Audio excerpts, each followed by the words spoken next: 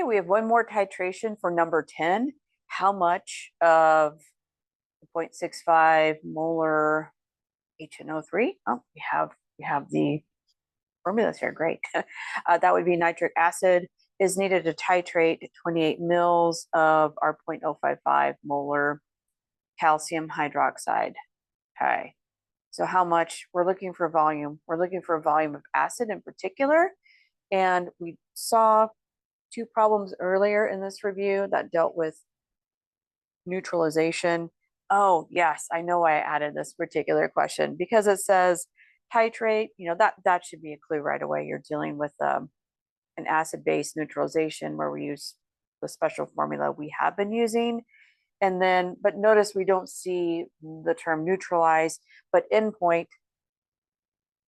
This particular question didn't have the wording endpoint, but that just means to neutralization. So typically there's an indicator when you're dealing with acids and bases in the lab, and when you're neutralizing them, there will be a special indicator to tell you when to stop.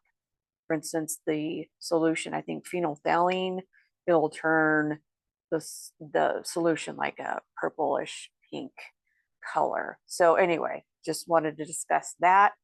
But yes, we are dealing with the same formula. EA equals.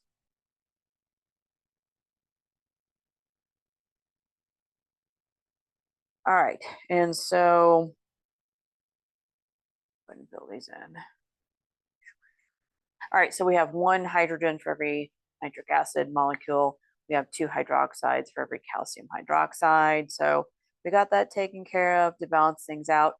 Now, molarity of our acid, that's our 0.65. And I ran out of room, sorry. Put the VA down there.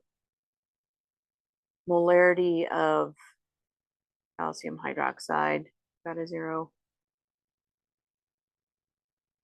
Notice these are pretty small concentrations. These are very caustic materials, right? So you don't need very high concentrations of these. Volume 28. I don't do all the sig figs in the work, but you definitely need to have, you should have the correct number of sig figs at the end. Okay, that's as a general rule.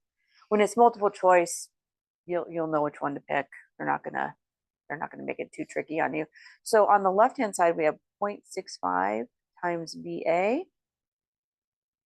On the right, give me just a moment, I'll calculate out 2 times 0.055 and then times our volume of 28. So we end up with 3.08 on the bottom.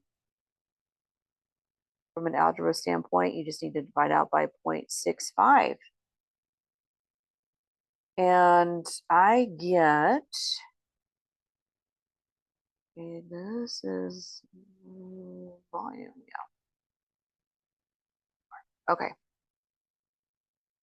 I apologize. So I get a result of 4.74 millis. Okay. So given, yeah, I try to make sense of that answer, but yeah, it should be right. We're dealing with a pretty small volume of, or pretty small molarity of our base, but then our acid is pretty strong. So yeah, that makes sense. Just under 5 mils of our acid is all we need. All right, thanks again for watching.